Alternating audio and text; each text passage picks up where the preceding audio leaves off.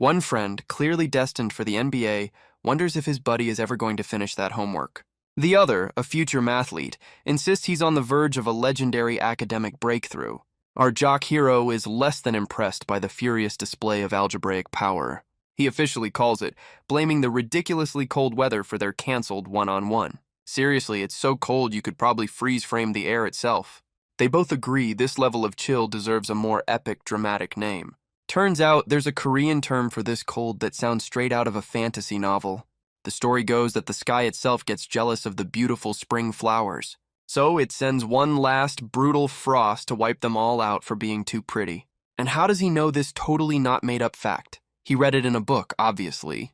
His buddy just smirks, wondering if some cosmic entity thinks they're too pretty to live. With his homework finally conquered, our scholar is officially ready to ball. Too bad a quick look outside reveals the bell has already betrayed them. Then, a chilling question flashes across the screen, completely shattering the mood. Afternoon class kicks off with the soul-crushing silence of a self-study period. Our protagonist mourns his lost lunchtime, a tragedy of epic proportions. Meanwhile, his desk mate is having a full-blown panic attack over something missing from her bag. The missing item is a precious photo, and she's convinced it's been swiped. He racks his brain for a moment before a prime suspect comes to mind. He casually asks if a certain basketball-loving friend of theirs happened to stop by. The camera pans to the accused, who's totally busy committing the high crime of texting in class. She's ready to call him guilty, but our guy isn't quite convinced. Their top-tier detective work is rudely interrupted by the teacher's death glare. Busted, he tries to become one with his desk to escape the shame. A narrator reminds us that this was, for all intents and purposes, a perfectly normal day. But then our protagonist looks up, a sudden weird feeling washing over him. The thought echoes in his mind. This was supposed to be a normal day. He glances out the window to see giant dark pillars casually erupting into the sky. He tries to get his friend's attention, but she's still deep in her stolen photo drama. With a look of pure disbelief, he can only point at the end of their world starting outside. His frantic warning is completely drowned out by a flashbang of divine proportions. When the light fades, the only thing left is a collective classroom-wide, "Huh?" A wave of panicked questions ripples through the room as everyone reboots their senses. The teacher, clearly not trained for this, attempts to calm the chaos with maximum ineffectiveness. One brave soul sprints to the window, ready to confirm everyone's worst-case scenario. And there it is, a giant, pulsating space egg thing sitting right on the 50-yard line. The cosmic egg hatches, revealing a smile only a xenomorph's mother could love. The entire class crowds the window for a front-row seat to the grossest show on Earth. The teacher's attempt to restore order is cut short by a horrifying discovery on his phone. A single bead of sweat confirms what the screen is telling him. They are completely on their own. He's got 0 bars, because apparently the apocalypse comes with its own signal jammer. With no adult supervision, the room instantly devolves into a screaming mess of alien invasion theories. Our mathlete hero just watches the chaos, his face set with the grim logic of a final boss encounter. Then, a sudden silence falls as someone points to a new party crasher floating in the room. A small, perfectly black sphere just hangs there, radiating a very clear do not touch vibe. He and his friend lock eyes with the orb, a universal feeling of, "Oh, this is bad," sinking in. The teacher bravely announces he's going for help, a classic move that never, ever works out. Nearby, a girl's hand starts shaking so hard her pencil looks like it's trying to escape. A friend asks what's wrong, but all she can manage is a chattering whisper about being cold. The friend recoils as he sees her breath crystallize, the classroom's temperature suddenly dropping to 0. She starts crying out for her mom, overwhelmed by a supernatural chill that's freezing her from the inside. Our protagonist screams at his friend, his gamer instincts blaring that a debuff is being applied. Her buddy tries to help, but she collapses, her body going rigid from the impossible cold. He looks up just in time to see the black sphere crackling with a sinister energy right above her. Her features begin to glitch and distort, her eyes dimming like a TV shutting off for the last time. Her friend can only scream and scramble away from the horrifying thing his classmate just became. The rest of the class can only stare in frozen terror, their brains refusing to process the transformation. A horrible sound, like reality itself tearing, echoes as her form continues to warp impossibly. Her human shape finally gives way, shattering to reveal the nightmarish creature that was hiding inside.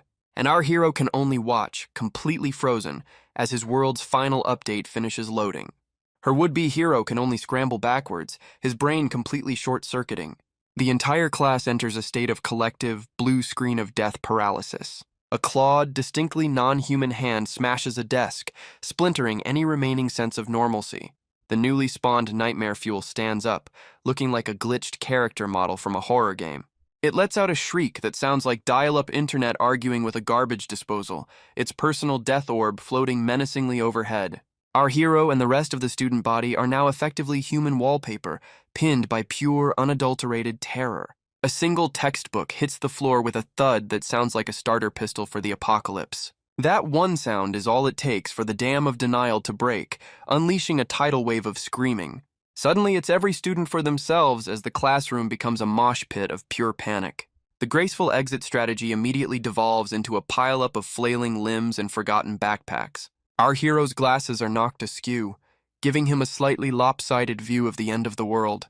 Through the chaos, he spots his friend on the ground, her face a mask of pure desperation. She manages to choke out that her legs have officially opted out of this whole running for your life situation. He grits his teeth, a cold sweat breaking out as the tactical map in his head shows 0 escape routes. The creature watches the stampede with the cold, calculating patience of a final boss. Its head swivels with an unnatural crack, its gaze sweeping over the buffet of screaming teenagers. One brave or perhaps foolish student makes a break for it, yelling for everyone to follow his lead. His heroic dash is cut short as a shadowy tendril whips out and snags him like a fly in a web. The look on his face is a perfect portrait of someone who just realized they've aggroed the raid boss alone. The monster lets out a triumphant roar as more dark appendages unfurl, ready for business. A shadowy tendril connects with the student, dealing a massive, unblockable stun lock. The rest of the class can only add their own screams to the chorus, a soundtrack for the unfolding nightmare. Meanwhile, the hallway has become a high-stakes and very one-sided game of human pinball. He's hoisted into the air, his pleas for a rescue team falling on deaf, terrified ears. The poor guy is reeled in like a prize fish and presented to the monster for final inspection. The creature's face splits open into a cavernous maw, clearly getting ready for a very unhappy meal. Our hero can only shield his friend, both of them locked into a mandatory, horrific cutscene. His eyes are wide, processing a level of fear not found in any horror game he's ever platinumed. The darkness from its maw envelops the boy, and he drops to the floor like a puppet with its strings cut. The black sphere then detaches, floating down to hover ominously over the student's unmoving form. The sphere activates, unleashing dark tendrils that begin to process the downed player. It then recalls the orb, absorbing the entire data package with a sickening gulp. The creature crouches amidst the wreckage, its victory screen a silent, trashed classroom. Under a desk, our hero and his friend have entered extreme stealth mode, trying not to breathe too loudly. The monster tilts its head, seemingly puzzled by the distant sound of other players on the map. He holds her close, both of them frozen in a real-life QuickTime event where the only button is "Don't move." It lets out a low, guttural noise like it's trying to remember its next line of dialogue. The creature repeats the sound, pinging the room for any remaining life signs. Elsewhere, some guy in the bathroom is completely oblivious, complaining about the racket from the floor above. His friend just waves it off, assuming it's just the drama club getting way too into their rehearsals. Still, they both have to admit things have been a little weirder than usual around campus lately. The gray-haired one then dares his buddy to go poke the weird fleshy thing on the soccer field for a bit of cash. His friend immediately declines the side quest, stating his self-preservation instinct is worth more than pocket change. The bully just laughs it off with a totally convincing, "Just kidding, unless" kind of vibe. They both stare out at the object in question, a giant, pulsating mound of what looks like rejected jello. But then, the gray-haired student gets a look on his face that says a terrible, horrible, no good, very bad idea is loading. A wicked grin confirms that the download is complete, and it's running on pure chaotic evil energy. On the floor is another student who's clearly had a bad day, and the bully tells his friend to get him on his feet. The friend nervously asks if they're planning a sequel to whatever just happened, but the bully promises they're done. He explains that they're simply going to use their new volunteer to satisfy a little scientific curiosity. A moment later, we see the poor guy's unsteady feet trudging across the lawn toward the mystery object. Blindfolded and worse for wear, he stumbles along, asking if this little field trip is almost over. From the window above, the bullies offer some less than helpful encouragement for him to keep walking. They even have the nerve to mock his navigation skills, despite him walking in a perfectly straight line. The accomplice is starting to sweat, realizing their little prank might have some serious real-world consequences. Their test subject finally comes to a stop, standing directly in the shadow of the giant, fleshy landmark. The lead bully just scoffs, pointing out with world-famous last words that the thing isn't even moving. With a manic gleam in his eye, he tells his friend to get the camera ready for the grand finale. Down on the field, the victim's feet take one last hesitant step toward the unknown. He clutches his side, crying out that his stamina bar has officially hit 0 and he can't go on. He takes a deep breath, deciding that facing the unknown is far better than facing those jerks again. His trembling hand makes contact, officially poking the eldritch horror for a bit of lunch money. Meanwhile, back in the classroom, our heroes are still playing the world's most stressful game of hide-and-seek. The monster lets out another one of those dial-up modem screeches, its core beginning to glow ominously. It pings the room again, its head sweeping across the wreckage like a biological radar system. Our hero's face is a waterfall of panic sweat as the "you are dead" screen flashes in his mind. The creature begins to move, gliding over the desks with a creepy, unnatural smoothness. He tries to signal a tactical retreat, but his friend's controls have been disconnected by pure terror. A shadowy tendril suddenly lashes out, moving faster than the game's frame rate can handle. Its spindly claws dig into a nearby desk, splintering the wood with casual, terrifying force. The monster lands with a ground-shaking thud, turning the remaining furniture into a cloud of shrapnel. A razor-sharp appendage impales the wall, missing his head by millimeters in a classic jump scare. His eyes go wide as he gets a face full of concrete dust and the sudden fear of a respawn. He can only stare at the newly installed skylight in the wall, his brain struggling to process the near miss. He whips back to his friend, his expression screaming that the time for stealth is officially over. Unfortunately, she's experiencing a total system crash, complete with panicked sobs and calls for her mom. He sees it in her eyes. The fear has completely bricked her system, leaving her unable to move. His face hardens as he quickly calculates their abysmal survival odds and the cost of party wiping. All the while, the creature continues its slow, menacing advance, like a boss in its final phase. A terrible, pragmatic, and decidedly unheroic idea begins to form in his mind.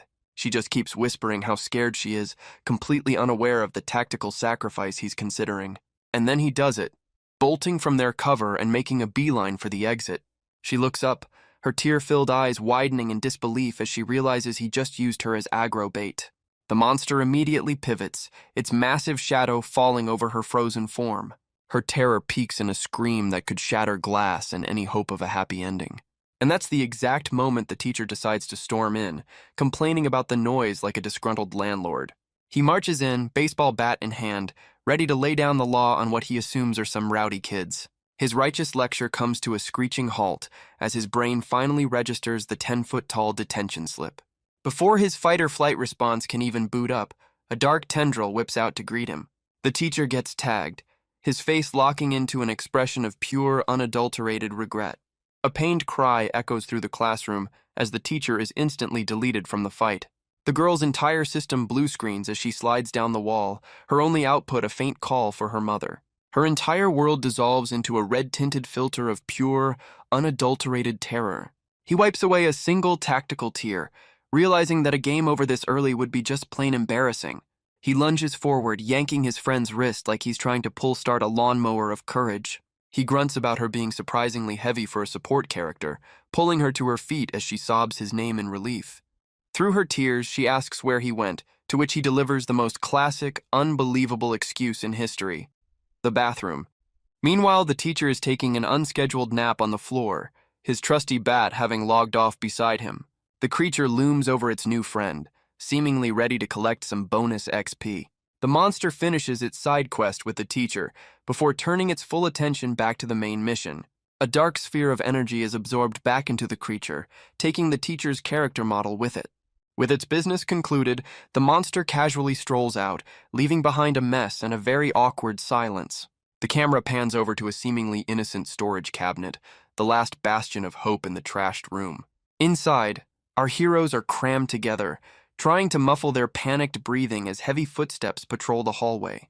The whisper argument begins with accusations of cowardice met by the classic "it was a tactical retreat" defense. Their argument is cut short by the more pressing question of whether the monster is just camping the exit. A moment of quiet relief washes over her as she thanks him, admitting she was already seeing the "continue" screen. He immediately starts sweating like he's trying to defuse a bomb, completely unable to look her in the eye. Her relief quickly evaporates as she connects the dots, asking the one question he really didn't want to answer. The hushed argument reignites, his flimsy excuses doing little to put out the fire of her righteous indignation. He tries to smooth things over with the offer of a snack, but she immediately counters with a demand for a lifetime subscription. He scoffs, insisting that his heroic, definitely not cowardly return deserves a reward, not a punishment. Their bickering is interrupted by a massive, shadowy hand sliding past the crack in the door. Frozen mid-argument, she whispers if it's gone, and he makes the classic horror movie suggestion to just take a little peek. Of course, they're completely unaware that the monster is crouched right outside, patiently waiting for them to check. His hand, slick with the sweat of poor life choices, trembles as it reaches for the door handle. He cracks the door just enough for a sliver of light to reveal their wide, terrified eyes. The camera pulls back to an overhead shot, showing just how small and trapped they are in their little metal box. Their entire field of view is immediately filled with the monster's face, its expression saying, "Peekaboo, I see you." A single pale hand casually grips the door, and our hero's face says it all. This is a total party kill. He instantly regrets not picking the solo-run dialogue option, but the expected game over screen is replaced by a confusing anticlimactic silence. He risks a peek through the crack, only to find the hallway suspiciously empty. His brain toggles between relief and the terrifying possibility that the monster just learned how to use stealth mode. A tiny, fragile sliver of hope suggests it might have just rage quit. He strains his ears, and for one beautiful, blissful moment, there's nothing but the sound of his own thumping heart. And then a low, gurgling rumble echoes not from the hallway, but from right beside him. Her face drains of all color as her stomach betrays their hiding spot with the roar of 1,000 hungry lions. He can only stare in horror as his own stomach joins in, creating a symphony of ill-timed hunger. The scene cuts to a peaceful, sunny day outside, completely oblivious to the drama unfolding within. That peace is abruptly shattered as an entire section of the school wall just decides to uninstall itself. Meanwhile, on the field below, a blindfolded student is about to learn a very harsh lesson about trusting his friends. He gingerly reaches out, standing before a large, lumpy object that definitely wasn't on the school's equipment list. His hand makes contact with a bizarre, leathery texture that feels deeply, fundamentally wrong. He yanks his hand back as his brain finally flags the encounter with a giant red danger notification. Up on a balcony, the school's resident goon squad films the whole thing, barely able to contain their laughter. Their victim remains completely oblivious, a lone player in a game he doesn't know he's playing. The lead bully gestures to his cameraman, signaling him to get ready for the big, hilarious reveal. He shouts for the kid to take off the blindfold, but the boy is completely frozen, sensing a different kind of threat. The bully just scoffs, assuming his victim is trying to ruin the punchline by ignoring him. But his annoyance is cut short by a sudden, impossible movement from the school building itself. His jaw drops as he stares at the giant, smoking hole that has just appeared in what used to be a classroom.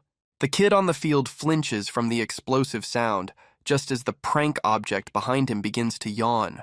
He rips off his blindfold, his first sight being not the bullies, but the catastrophic damage to the school. The monster from the classroom makes a grand, unannounced exit, landing on the field with an earth-shaking thud. The now useless blindfold flutters away on the shockwave of its landing.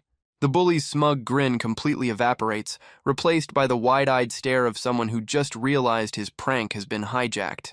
Across the field, other students point and grimace at the weird, fleshy mound that's been sitting there all day. One student cracks a joke, comparing it to the cafeteria's mystery meat special. But his friend isn't laughing, pointing out the much more disturbing fact that some poor kid is standing right next to it. From a safe distance, other students judge the kid on the field for having zero survival instinct. They press against the glass for a better view, collectively wondering if this is a new kind of extreme sport. A collective gasp ripples through the crowd as the kid actually pokes the mystery blob.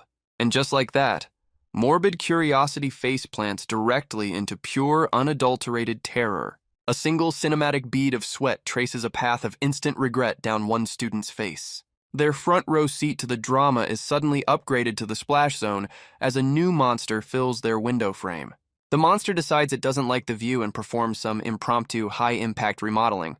Meanwhile, the prank victim's lumpy object suddenly develops a very large, very toothy mouth. He finally removes the blindfold, his expression instantly rebooting into the blue screen of death. The classroom monster makes a superhero landing, delivering a smackdown that interrupts the field monster's snack time. The entire student body can only buffer in stunned silence as a wild boss battle erupts on the lawn. One girl covers her mouth, her brain refusing to render the absolute chaos unfolding below. The winner lets out a victory screech, clearly having farmed some serious XP from the encounter. The silence is shattered as the audience remembers this isn't a cutscene and begins to panic accordingly. Its roar echoes across campus, a clear server-wide announcement that it now owns this zone. The lead bully's smug facade cracks, immediately switching from prankster to person who is about to get eaten.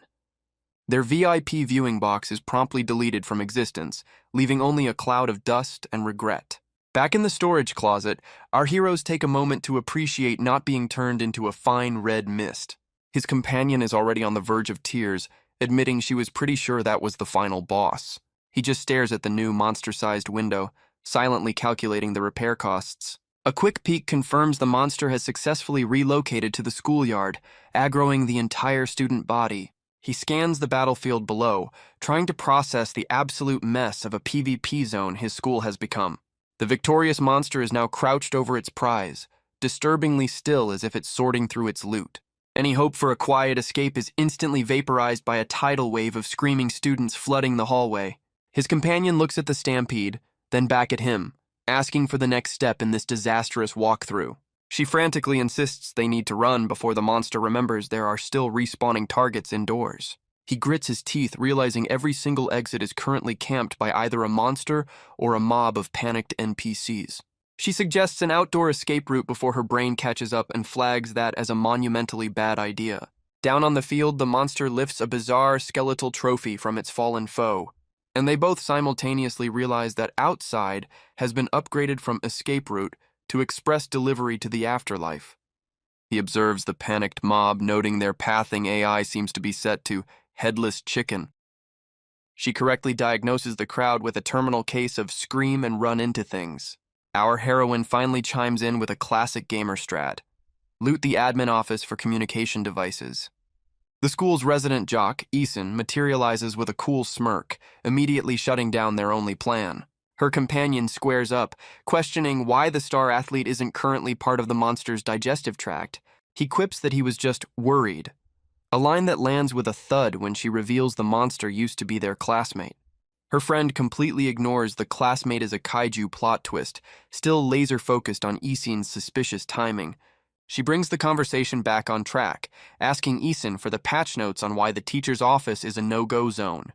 He just holds up his phone, revealing a no-service screen that's more terrifying than any monster.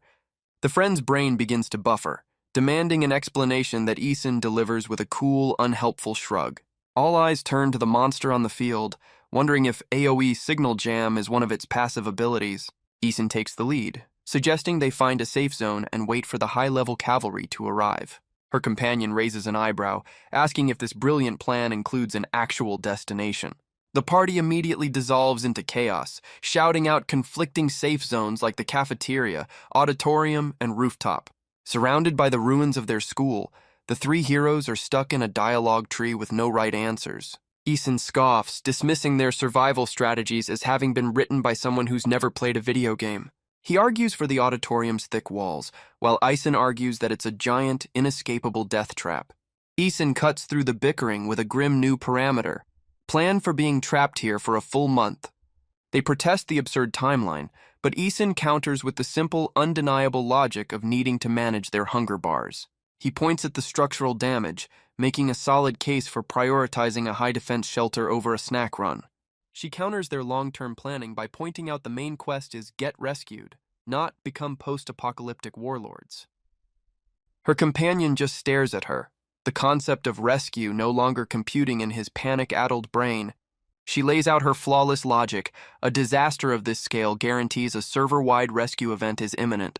To everyone's surprise, Eason supports her theory, predicting a rescue helicopter will spawn within the hour.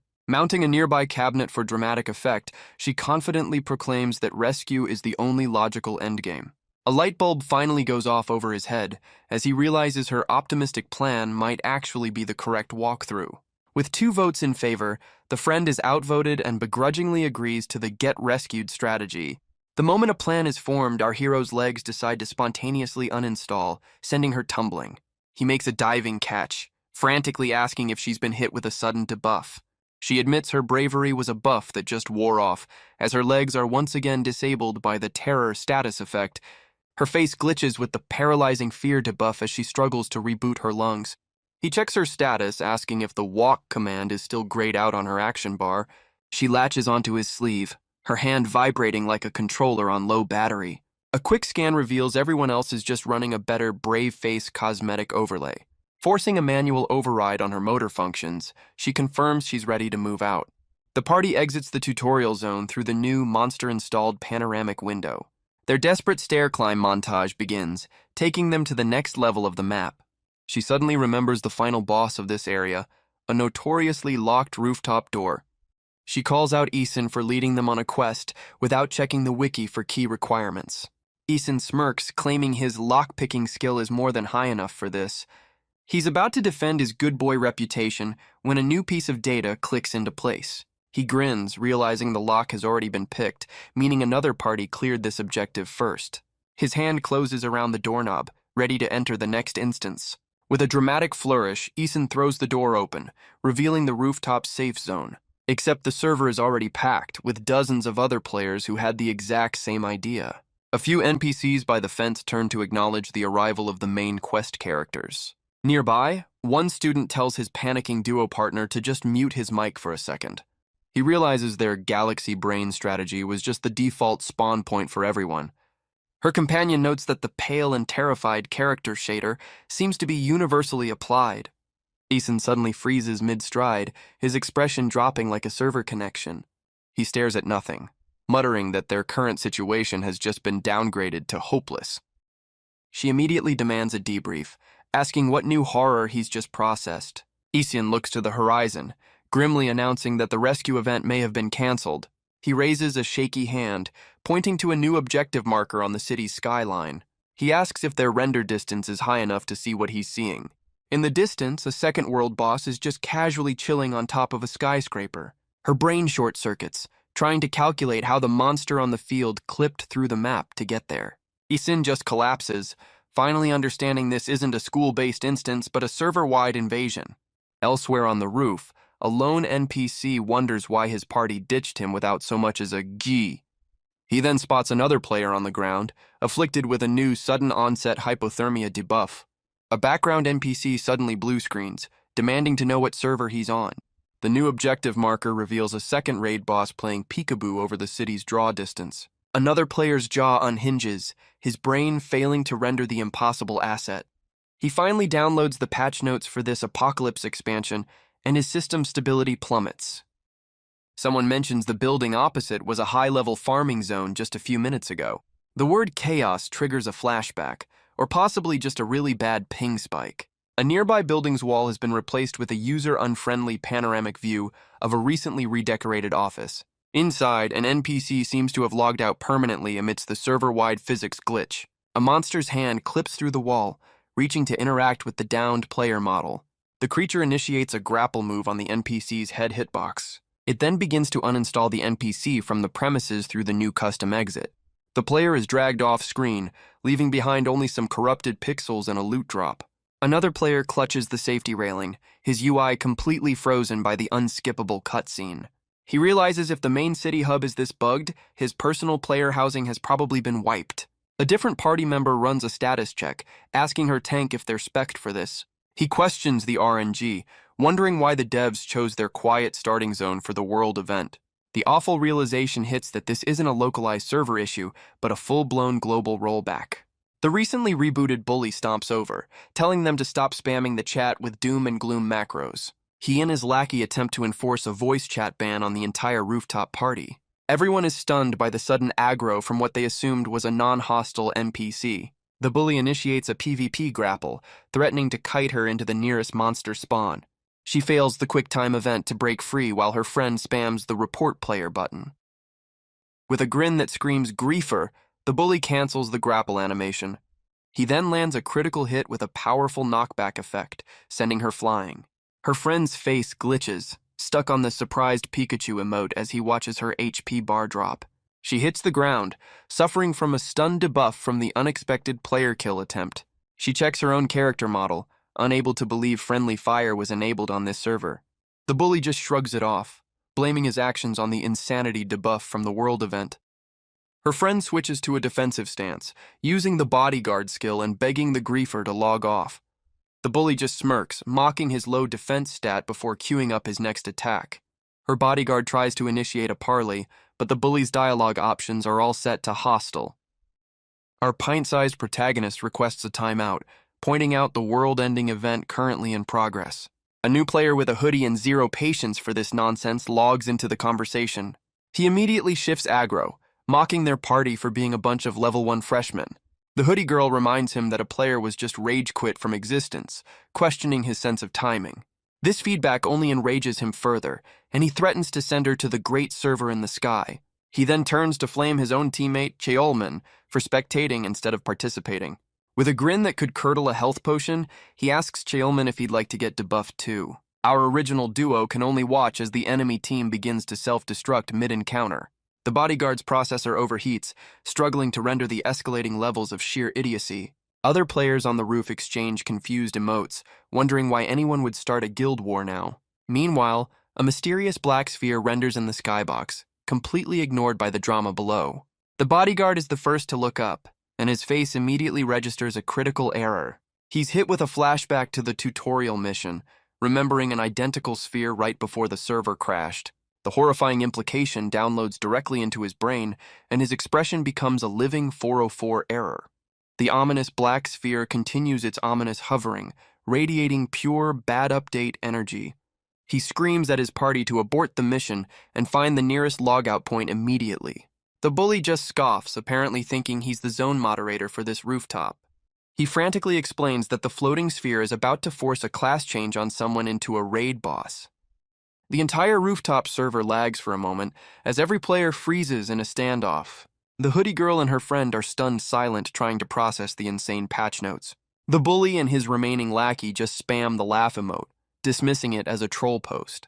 Chelman, however, seems to be downloading the warning, his face suddenly pale and sweaty.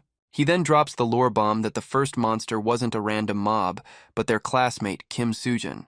This particular name hits Chelman like a critical hit to the psyche, and he immediately bolts. Taking that as the cue, he grabs our protagonist and yells that it's time to abandon the quest. The hoodie girl wisely follows suit, dragging her own stunned friend along for the great escape. But the bully decides to play as an unmovable environmental object, blocking their only exit. He smirks down at our hero, informing her that this encounter isn't over yet. She just stares back, her expression clearly communicating she's about to spec into violence. The bully cranks up his grip strength, clearly having missed the memo about the impending apocalypse. A blood-curdling scream from the world's worst pop-up ad interrupts their regularly scheduled bullying. Down below, the prophecy comes true, as a student begins an unscheduled character evolution under an identical black sphere. His character model glitches out spectacularly, with texture stretching and his eyes becoming empty voids of pure lag. The bodyguard's warning upgrades from a panicked yell to a full-blown everyone log off now system alert. The bully, whose name is apparently Eason, immediately abandons his tough guy act and makes a mad dash for the exit. He almost reaches the logout point when a monstrous hand slams down, setting the door's status to permanently busy. Eason freezes mid-sprint, his bravado instantly evaporating into a single terrified bead of sweat. The entire bully squad pivots, their aggro expressions replaced with the wide-eyed look of players who just stumbled into a raid zone. A grotesque vine-like creature wraps around the doorway, officially sealing their beta test group inside the server. On the field below, the newly spawned raid boss finishes its summoning animation with a ground-shattering slam. The student's transformation completes, and he now towers over the courtyard as a full-fledged, horrifying world boss. A random player's face fills with despair as he finally understands the phrase, "no exit instance." Eason's grim expression deepens as his name is called from the chaos, and for once it's not because he's in trouble with a teacher. His friend screams his name, face a perfect mask of, "We are so getting permabanned for this." The friend makes a desperate sprint for the door, apparently not having noticed the giant "Do Not Enter" sign made of monster parts. The rooftop server officially crashes into chaos as every player scatters, spamming the help command to no avail. Ethan stumbles back from the barricaded exit, his face a portrait of a man who just learned his save file is corrupted. He whips around with a panicked expression, desperately trying to locate his party member in the sea of screaming avatars. A different student holds open the door to a small rooftop shed, yelling for his friend to get to the new, much smaller safe zone. From the relative safety of the doorway, Ethan watches a massive monster arm execute a sweeping attack that misses him by mere pixels. His face twists in horror as he realizes his friend didn't make it through the door before the attack landed. The friend gets absolutely launched by the blow, taking massive knockback damage and ragdolling into the safety fence. A dark, shadowy tendril immediately applies a grapple status effect, ensnaring the fallen student. He collapses, health bar flashing critical, as his friend can only stare, stunned into inaction. Gritting his teeth through the pain debuff, he struggles to lift his head for one last look at the boss. The remaining players are frozen solid, their brains buffering as they stare up at the terrifying creature that just one-shotted their friend. The monster unleashes another AoE attack, sending players scattering and one girl screaming for a game master. A terrified girl asks her friend for a strategy, and he responds by shoving her towards the only potential respawn point. He then turns to face the monster, pushing through the panicked crowd, ready to tank the boss all by himself. He grits his teeth, declaring his brilliant strategy is to make it up as he goes. He suddenly whips out a knife, prompting our protagonist to do a spit take she hadn't even prepared for. She pivots on her heel, demanding he return her limited edition, high DPS collectible immediately. Meanwhile, one of Eason's crew stares dumbfounded at the taser he apparently panic-looted from someone's backpack. The monster decides to change targets, cornering a random girl who is currently experiencing a critical existence failure. The previously ragdolled friend uses his last ounce of stamina to yell a, "You need to kite the boss" warning. She remains frozen, trying to convince herself this is just a very immersive, very terrible dream sequence. A sneaker suddenly digs into the pavement, launching a new challenger into the fray. Taser Boy goes full Leroy Jenkins, charging in with his newly acquired stun gun and a battle cry of pure panic. His heroic charge expression immediately morphs into one of, "Wait, that wasn't in the patch notes." A shadowy tendril ignores him completely, yeeting the very girl he was trying to save across the rooftop. The attack lands, and her character model is immediately deleted from the instance. Taser Boy can only stare, his brain blue-screening at the horrifyingly effective permaban. The rest of the student body stands frozen, their collective jaws hitting the floor with a synchronized thud. The monster holds the now unresponsive player model, preparing to initiate its consume animation. Its jaw unhinges to an impossible angle, getting ready to absorb the player's data packet. A nearby student's face is a waterfall of terrified sweat as he watches the live-action horror movie unfold. In a flash of corrupted data, the monster finishes its delete character sequence. Taser Boy's hand begins to vibrate uncontrollably, the low-tier weapon feeling utterly useless. The world boss strikes a victory pose, having successfully asserted its dominance over the N0B-filled starting zone. His resolve finally shatters, and the taser slips from his grip in a moment of pure, unadulterated nope. But before it can hit the ground, our protagonist zips in and snatches it midair with pro-gamer reflexes. He just stares, completely baffled by her insane ping and lightning-fast reaction time. The monster, meanwhile, absorbs the mysterious black sphere, completing its power-up sequence. With a look of pure, unadulterated "it's go time," our tiny protagonist charges the final boss. She winds up the taser, screaming a challenge that basically translates to "eat static, you overgrown glitch." She jams the device right into its ankle hitbox, unleashing a full battery's worth of spicy justice. The monster lets out a digitized roar as blue electric energy crackles over its entire character model. But instead of a stun effect, the taser seems to trigger a new attack pattern as shadowy tendrils erupt from its head. She stares up in horror, realizing she didn't just fail the DPS check, she accidentally activated its hard mode. The monster's new attack phase begins with a flurry of shadow whips, instantly logging out several fleeing students. Taser Boy, apparently not learning his lesson, makes a desperate lunge for the still sparking device lodged in the boss's ankle. Our protagonist is pinned down by the sheer aggro she's drawn, staring up at the raid boss she just accidentally buffed. From the relative safety of the exit, her party members can only scream her character name, their voices cracking with panic. She stares into the glitchy sky, contemplating the very real possibility of a game over screen. Suddenly, a fellow player dives in, using his own hitbox to tank the incoming damage for her. The impromptu tank pants heavily, his health bar blinking red after that near-fatal party wipe.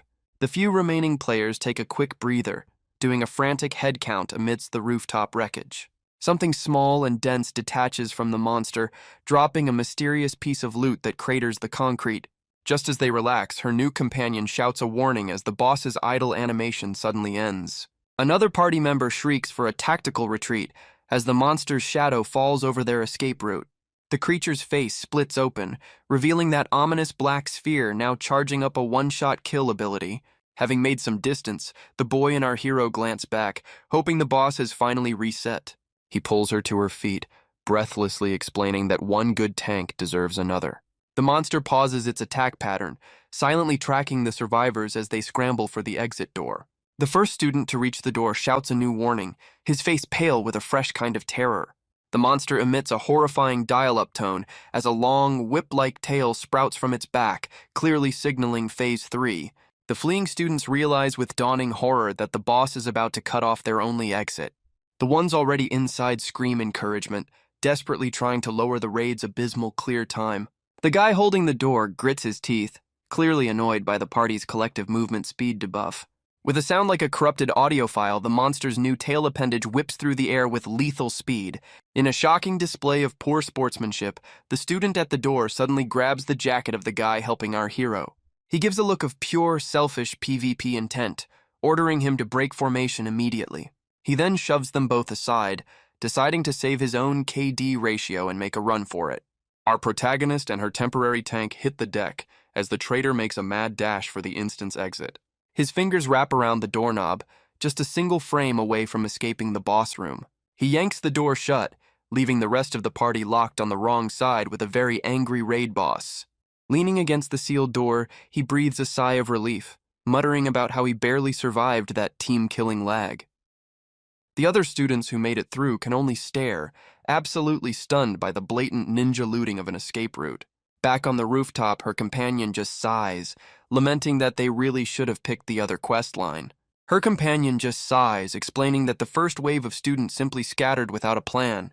The door-slamming traitor immediately tries to score some cheap chivalry points with a nearby girl. His face suddenly drains of color as a single horrifying thought hits him like a truck. A sudden, violent thump against the door sends the entire group stumbling back in a fresh wave of panic. His friend starts to panic, desperately asking if he's absolutely sure that flimsy lock will hold. A younger student, clearly the only one with a functioning brain cell, screams at them for just standing there. The door slammer desperately tries to reassure himself, insisting that the lock is solid and nothing can possibly get through. The dawning horror on his face confirms he's just realized the fatal flaw in his every man for himself strategy. He resorts to screaming that the rooftop was a total loss anyway, desperately trying to justify his actions. As if summoned by his cowardice, an immense force slams into the door, silencing him instantly. The girl in the hoodie can only stare in wide-eyed shock, managing a single, horrified whisper to run. That's all the motivation they need, triggering a full-blown stampede down the concrete stairs. The door visibly buckles under another thunderous impact, its lock and hinges groaning in protest. Panicked shouts for a new rally point echo through the stairwell, with someone suggesting the auditorium. With a final, deafening screech, the entire door is ripped from its hinges and sent flying after them. The steel projectile smashes into the landing below, barely missing the tail end of the fleeing group. The survivors can only look back, absolutely stunned by the sheer, unadulterated boss-level strength. All eyes drift upward to the now empty doorway, a dark, gaping hole leading back to the rooftop. Framed within the doorway is a chilling silhouette of the battle's grim aftermath. A lone player slumps against the wall, clearly having suffered a critical existence failure. Elsewhere, our favorite gray-haired bully cautiously peeks through a chain-link fence, scouting the area. He and his crony exchange nervous whispers, desperately hoping the raid boss has finally despawned. His eyes are glued to the rooftop, silently pleading with the universe for the monster to just despawn already. His eyes widen in confusion as the creature does something completely outside its normal attack pattern. The creature calmly raises one hand and, with a chilling sense of purpose, snaps its fingers. A split second later, a massive concussive force blows another door completely off its hinges. The bully flinches violently, the deafening blast having originated alarmingly close to his hiding spot. He completely loses his balance, dropping the pathetic sheet of metal he was using for cover. The monster crouches by the fresh exit, its head cocked at the sound of something clattering nearby. He collapses in a heap of pure relief, muttering that a close call like that is worse than any permadeath. His face goes from relieved to absolutely horrified as he realizes he just rang the dinner bell. A set of massive, shadowy claws suddenly clamps down on the chain-link fence just inches from his head. The monster slowly peers over the top, its gaze locking onto the two cowering students with predatory focus. His brain can only form a single desperate thought. Please don't see me, please don't see me. Meanwhile, the stairwell survivors are left staring at the empty doorway, wondering if they just got incredibly lucky. Hoodie Girl snaps them out of it, yelling that standing around gawking is how you get game overed. She points them toward the multi-purpose room, shouting it's their best shot for a new safe zone. Her companion quickly agrees, adding that its reinforced doors are practically boss-proof. One of the boys takes a moment to ask his friend who the new guy with Eason's party even is. Elsewhere, a mysterious old man sits in a vintage car, offering a solemn prayer before turning the key. He steels himself for the coming trial, asking for the strength to see his mission through to the end. The car smoothly pulls out onto the street, its engine a low, determined hum. Back at the school, the monster's head whips around, its attention instantly snagged by the new sound. It completely forgets the boys hiding in the bushes, its focus now locked on the vehicle approaching the gate. The driver, completely unaware, continues his prayer for divine protection against whatever lies ahead. He floors it toward the school entrance, a man on a mission with no idea he's become the new aggro magnet. His determined prayer is cut short by the sickeningly familiar feeling of being watched. A quick glance in the rearview mirror confirms his worst fear. The field behind him is suddenly, ominously empty. He lets out a blood-curdling scream, recognizing the signature move of a world-ending boss. His foot instinctively slams on the brake, sending the tires screeching in protest. The car's sudden stop introduces his forehead to the steering wheel with a comical thunk. He completely loses control, veering off the road and having an unscheduled meeting with a very solid tree. Dazed and confused, he clutches his head, trying to reboot his brain after the unexpected system crash. The horrifying image of the creature from the field flashes through his mind, confirming he's in way over his head. He desperately checks his mirrors again, wondering where the high-level mob could have possibly gone. The answer comes from above as the monster sails gracefully over the fence, a dark shadow passing over his car. It lands directly on his hood with enough force to turn the front of his car into a modern art sculpture. A long, wicked-looking appendage slowly extends from the creature's arm, glowing with malevolent energy. The appendage plunges down with impossible speed, punching straight through the car's roof like a hot knife through butter. The screen simply fades to black, leaving the unfortunate driver's player status as currently disconnected. A new group of students frantically sprints between brick pillars, desperately seeking cover from the chaos. Their leader suddenly skids to a halt, yelling that they've just run straight into the boss arena. He ignores his friend's panicked questions, insisting their only option is to fall back immediately. A monstrous foot craters the pavement right in front of them, emphatically ending the debate. The rooftop horror now stands guard over the crumpled car, completely blocking their only escape route. From behind a wall, a girl frantically waves for someone to join their hiding spot. She freezes mid-gesture, a bead of sweat tracing a path down her face as the puzzle pieces click into place. Her eyes widen in realization. The monster isn't just rampaging, it's guarding that weird, fleshy thing on the field. Elsewhere, the stairwell survivors finally reach the heavy double doors of the multi-purpose room. One girl cautiously cracks the door, peeking inside for any unwelcome party guests. She gives a relieved thumbs up, confirming their potential new safe house is currently monster-free. Two of the students immediately collapse onto the floor, their stamina bars completely depleted. Hoodie Girl jiggles the handle, announcing the bad news that this particular safe zone doesn't have a lock. The boys just scoff, arguing a lock is useless when they've seen these things tear through solid steel. Another girl chimes in with a classic horror movie solution: barricade the handles with a broomstick.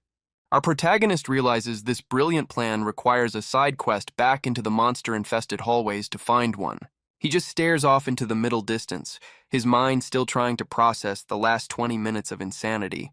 He looks down at his own trembling hand, wondering if this is all just a horribly realistic nightmare.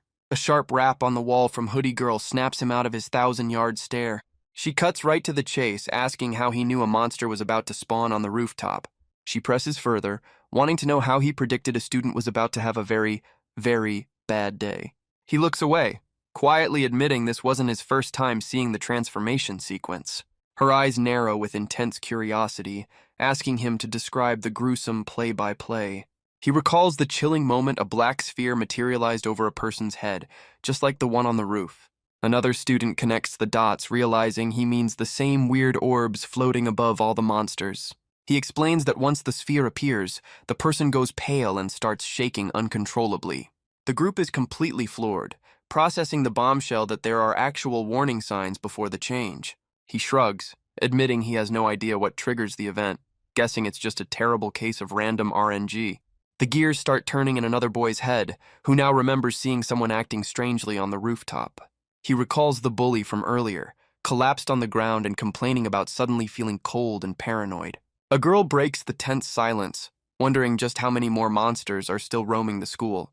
Her friend adds the even more chilling thought that any one of them could be the next to turn.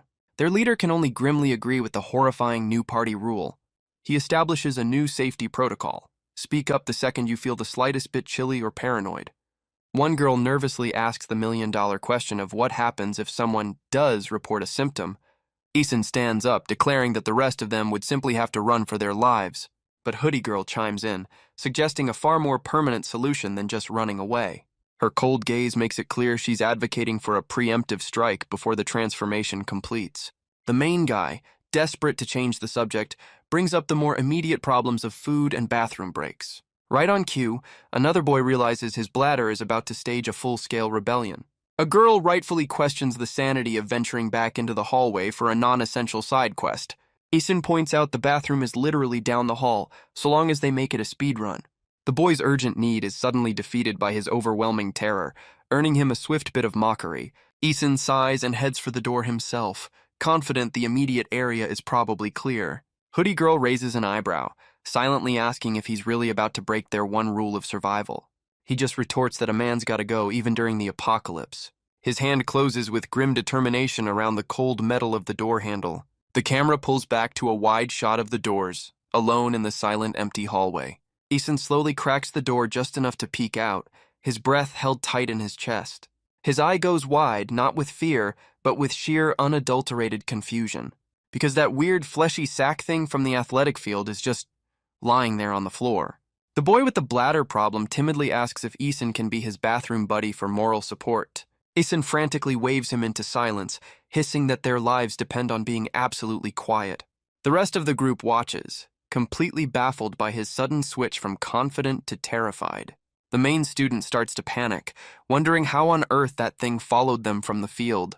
Suddenly, Hoodie Girl's head whips around as she picks up a faint squelching sound from the hall. Eason presses his ear against the door, straining to identify the bizarre noise on the other side. Outside, the fleshy creature begins to lose its shape, dissolving into a shimmering, goopy puddle. A girl near the back starts to freak out, screaming for someone to just slam the door shut already. But Eason doesn't move a muscle. His eyes locked on the hallway, completely captivated by the horrifying spectacle. Eason stammers out the impossible revelation that the creature outside is now a person. He turns back to the door, his mind desperately trying to reboot after that system-crashing update. He confirms with a ghost of a voice that yes, the monster just deflated back into a human. The main guy immediately calls shenanigans, demanding he take another look to be sure. Hoodie Girl cuts to the chase, cautiously pressing her own eye to the crack to see the horror for herself. Her gaze falls upon a student lying motionless on the floor, their body covered in bizarre, crystalline growths. The boy with the now-forgotten bladder problem nervously asks if it's really truly a person. She confirms its human form, but adds the chilling detail that she can't tell if they're still breathing. She notes the obvious signs of infection and the gut-wrenching familiarity of their school tracksuit. The rest of the group immediately starts to spiral, wondering if this nightmare is airborne. But the main guy's mind goes somewhere else entirely, clinging to the slim hope that the student might still be alive. Asen and Hoodie Girl exchange a look, forced to admit it's a long shot, but not an impossible one. Asen's face pales as he realizes the horrifying implication. He's suggesting a rescue mission. The main guy suddenly pivots the conversation to a classic zombie movie, leaving everyone completely baffled. He throws out the theory that, just like in the movies, this person might have antibodies to reverse the transformation. Hoodie Girl gives him a look that clearly asks if his brain has been replaced by popcorn. She cuts through the movie logic nonsense, pointing out the one fact that actually matters: a monster turned back into a person. A spark of desperate hope ignites in another girl as she realizes this means there might be a cure. Asen grits his teeth, torn between survival instinct and the crushing knowledge that inaction now could haunt them forever. The main guy seizes the moment, declaring that they have to make a choice, right here and right now. Hoodie Girl adds a layer of urgency, reminding them that the hallway isn't going to stay empty forever. The main guy's eyes narrow with grim determination, the weight of their lives resting on his next words. With the debate settled, the group steels themselves to leave the questionable safety of their makeshift fortress. Two of the students peek out, still half convinced it's just a monster playing possum. One girl takes a deep breath to steady her nerves, a single bead of sweat betraying her forced calm. As one, they cautiously step out into the silent hallway, crossing the threshold into the unknown. Asen lays down the law one more time: if you break formation, you're on your own. The main guy backs him up, warning everyone to be ready for a sudden and violent relapse. He then turns to Hoodie Girl, asking if the injury she sustained on the rooftop is going to be a problem. She just grits her teeth through the pain, insisting that a little thing like a wound is the least of their worries right now. Hoodie Girl takes one look at the crystal-covered body and declares it officially deceased. The main guy immediately nominates Asen for the poke the potentially explosive monster mission. Asen shoots him a look that screams, "Et tu, brute?" with a side of abject terror. Despite his protests, Asen's trembling hand begins its slow, agonizing journey towards the crystallized student. The rest of the group holds a collective breath, offering the incredibly helpful advice of "don't die." Asen calls for his electrical support unit, demanding Hoodie Girl have the stun gun on standby. She calmly informs him that said stun gun was yeeted off the rooftop during their last boss fight. But the main guy pulls a plot twist, revealing he'd actually snagged the stun gun before their great escape. Hoodie Girl breathes a sigh of relief, grateful her expensive, custom-modded zappy stick is safe. He then holds up the device, which now has all the structural integrity of a potato chip. She insists it might still have a little juice, but he counters that it's more likely to zap the person holding it. Asen, deciding a 50-50 chance of self-electrocution is better than nothing, snatches the broken weapon. He kneels down beside the crystal-laced student, preparing to perform a very questionable wellness check.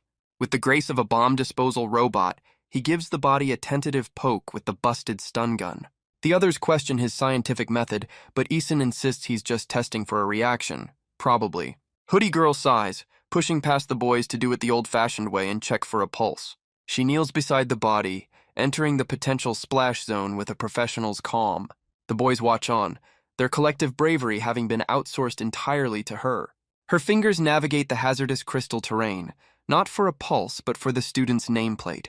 The name clicks into place, and suddenly the generic school tracksuit becomes terrifyingly specific. A wave of ice-cold recognition washes over her as the pieces fall into place. Her mind races. She didn't know him well, but she knew of him. She remembers him as one of the cronies who followed the rooftop bully around like a lost puppy. Staring at his still form, she sends a silent prayer into the universe, hoping he's still in there somewhere. His eyes snap open with an audible crackle of crystal, his voice a broken whisper asking about his fate. She scrambles back, her own survival instinct screaming that she's about to join him. Before she can completely short-circuit, the main guy's hand shoots out and grabs a fistful of her hoodie. He yanks her back with the force of a cartoon stage hook, pulling her clear of the danger zone. Asen goes full-on panic mode, screaming that the patient is having a catastrophic relapse. The main guy hauls her away, roaring for everyone to fall back as the student goes full-on hedgehog mode.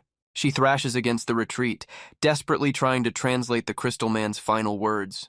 The main guy tries to reboot her brain, but all she can do is scream the poor kid's name.